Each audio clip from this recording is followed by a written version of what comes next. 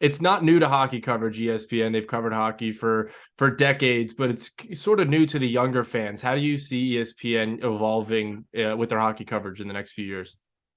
I mean, obviously, this iteration of the NHL on ESPN is certainly different than what it was, decades ago. Was it 18 years ago or something? To that 2004 was the last time the NHL rights were with ESPN, and obviously a big component of that now is ESPN Plus, just the sheer volume of games through NHL Power Play that you can watch all the out of market games and also, of course, the exclusive games.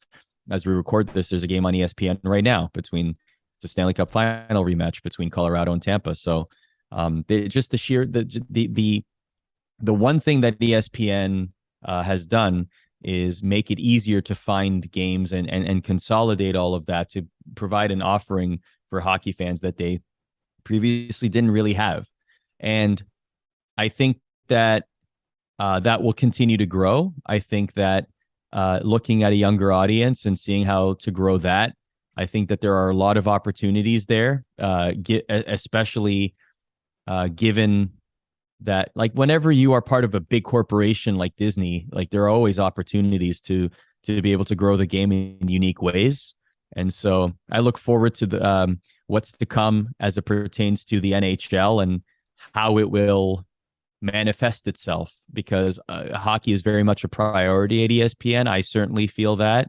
I host sports centers as well, and I can see that, hockey has become more of a priority, which is refreshing to someone like me because I love hockey so much.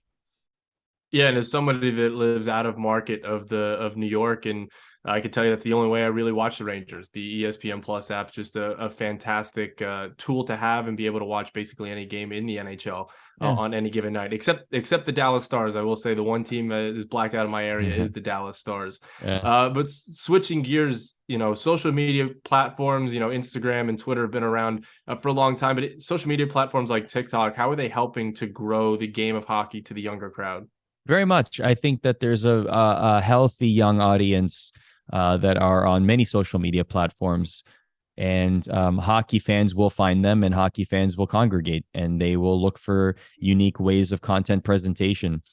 I will say that, like, just going back to the trick shot artists for a second, more generally, like, I'm calling them trick shot artists, but, like, realistically, they are hockey content creators, hockey YouTubers. They just create daily hockey content, whether it is trick shots or whether they're skating on an outdoor rink or whether they're showing you highlights of their roller hockey games or they're streaming the NHL video game. There's a healthy group of them now that are making a real go at it in creating regular content.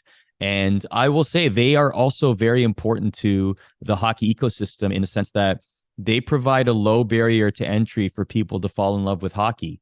And I saw that. I saw them around at All-Star Weekend, and I saw how many young kids were coming up to them and asking for autographs and pictures just because they had seen their videos on YouTube. And I think that is a great barrier, low barrier to entry for kids as well. And the more I will also say that teams in the NHL are getting very creative with their video content, particularly on TikTok.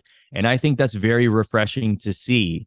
I think that is very important because that also lowers the barrier to entry, make the players relatable, make them fun, or allow them to be fun is what I'm saying. And give them a platform that is just fun, and sometimes it's silly and sometimes it's just random, but that's what people want. They want a humanization of their stars or their favorite players, and they just want to see what they're like. And I will say that the content teams of each team have been doing a great job in creating that kind of content.